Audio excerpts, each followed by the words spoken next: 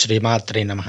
మాఘశుద్ధ పాడ్యమి నుంచి మాఘశుద్ధ నవమి వరకు ఉన్నటువంటి ఈ 9 రోజుల కాలాన్ని శ్యామలా నవరాత్రులు అనేటువంటి పేరుతో జరుపుకుంటూ ఉంటారు. శ్యామలాదేవి సరస్వతీదేవి యొక్క తాంత్రిక స్వరూపము. తాంత్రిక స్వరూపము అంటే ఆనాడు బండాసురుడు అనేటువంటి రాక్షసుడు తీవ్రమైనటువంటి బాధలను పెట్టేవాడు. అంటే ఈ సృష్టిలో ఉన్నటువంటి సారాన్నంతా గూడా ఆ బండాసురుడు లాగేసుకున్నాడు. వృక్షాల్లో పండ్లు కాసేటువంటి శక్తిని బండాసురుడు లాగేసుకున్నాడు.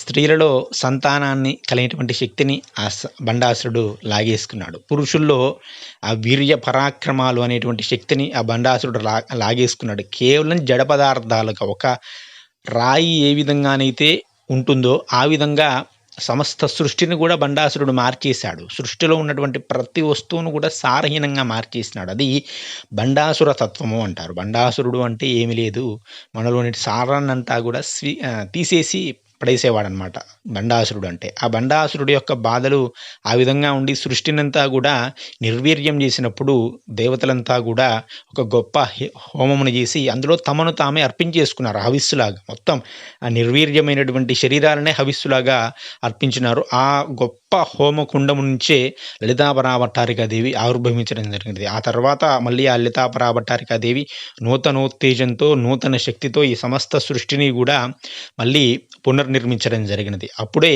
లలితాపరాభట్టారికాదేవి ఈ శ్యామలాదేవిని జ్ఞానస్వరూపానికి ప్రతీకగా అంటే జ్ఞానస్వరూపినిగా అవతరింపజేయడం జరిగినది. అందుకే లలితాదేవి యొక్క మంత్రిని పరిదేవత శ్యామలాదేవి, ప్రధాన మంత్రిని దేవత శ్యామలాదేవి. 16 మంది యోగిని దేవతలు ఉంటారు ఈ యొక్క శ్యామలాదేవి చుట్టూ కూడా.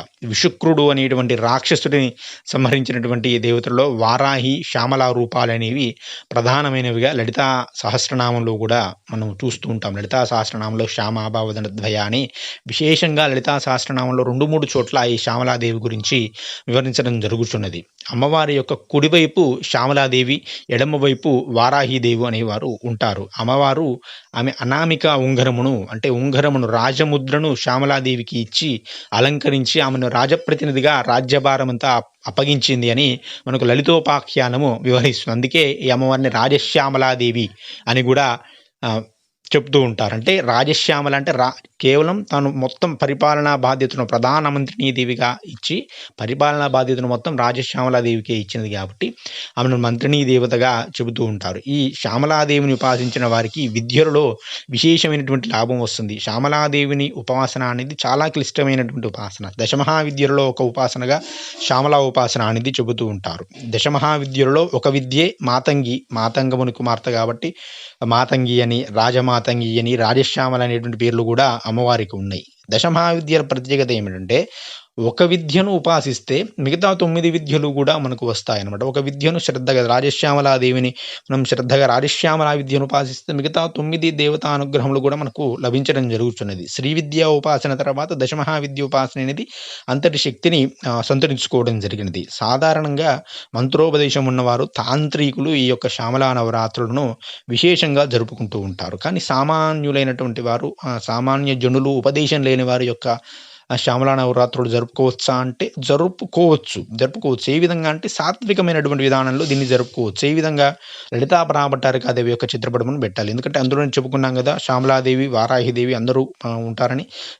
లలితాపరాభట్టారికాదేవి చిత్రపటమును పెట్టి షోడశోపచారములతో ఈ 9 రోజులు కూడా లలితాపరాభట్టారికాదేవికి పూజలు చేస్తే అంటే శ్యామలాదేవి పేరు చెప్పి శ్యామలా పరదేవతాయ నమః ధ్యానం సమర్పయామి, ధ్యానం సమర్పయామి ఈ విధంగా పూజలు చేసి అష్టోత్తరశతనామాలు కానీ షోడశనామ స్తోత్రములు కానీ శ్యామలాదండకము అని కాళిదాసు గారు విశేషంగా రచించడం జరిగింది. కాళిదాసు గారికి ఈ శ్యామలాదేవి ప్రత్యక్షమైంది. నిజానికి కాళిదాసు గారు మొదట ఏమీ తెలియనటువంటి అమాయకుడిలాగా ఉండేవారట. వారికి శ్యామలాదేవి ప్రత్యక్షమై నాలుక మీద బీజాక్షరాలు రాయడం వలన అద్భుతమైనటువంటి కవిత్వము అబ్బి ధారాపాతంగా కావ్యములు, ఎన్ని గొప్ప కావ్యాలు రచించారండి కాళిదాసు గారంతా.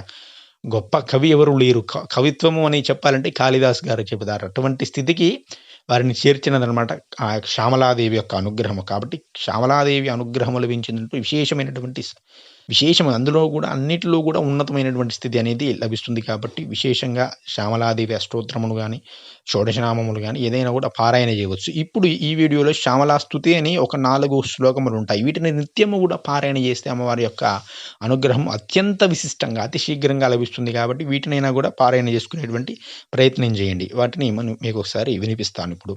మాణిక్య వీణాం ఉపలాలయంతీం మదాలసాం మంజుల వాగ్విలాసం మహేంద్రనీల ద్యుతికోమలాంగీం మాతంగకన్యాం మనసా స్మరామి.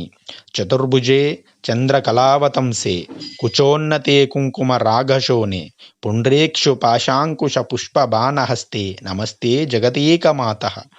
మాతా మరకతశ్యామ మాతంగీ మధుశాలిని కుర్యాత్ కటాక్షం కళ్యాణి కదంబ వనవాసిని.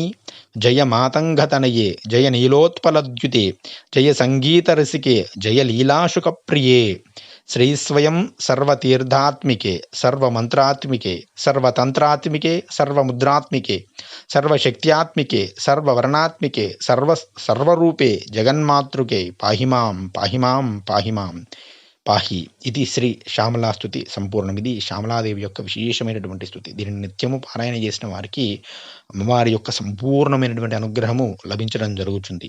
మాణిక్య వీణాం ఉపలాలయంతీం మదాలసాం మంజుల వాగ్విలాసాం మహేంద్రనీల ద్యుతికోమలాంఘీం మాతంగ కన్యాం మనసా స్మరామి. మాతంగుడి యొక్క పుత్రిక మాణిక్య వీణాం, వీణను చేతిలో ధరించినటువంటి తల్లి అయినటువంటి మంజుల వాగ్విలాసాం, మృదువైనటువంటి మాటల ప్రవాహాన్ని అనుగ్రహించే తల్లి అయినటువంటి రాజశ్యామల దేవుని మనసులో స్మరిస్తున్నాను. చతుర్భుజే చంద్ర కళావతంసే కుచోన్నతే కుంకుమ రాగశోనే పుండ్రేక్షుపాశ అంకుశ పుష్పబాణహస్తే నమస్తే జగతే కమాతః. చతుర్భుజములు కలిగినది, చంద్ర కళావతంసే చంద్రుణ్ణి తలలో ధరించినది, కుంకుమ రాగశోని పుండ్రేక్షు పాశము అంకుశము పుష్పబాణములు ధరించినదైనటువంటి జగదేక మాతను నేను ప్రార్థిస్తూ ఉన్నాను అని అమ్మవారి యొక్క విశేషమైనటువంటి వర్ణ శ్లోకములు ఈ యొక్క శ్లోకములు. కాబట్టి విశేషంగా అందరూ కూడా ధ్యానం చేసి పూజ చేసి అమ్మవారి యొక్క అనుగ్రహమును పొందేటువంటి ప్రయత్నం చేయండి. శ్రీమాత్రే నమః. స్వస్తి. జై శ్రీరామ్.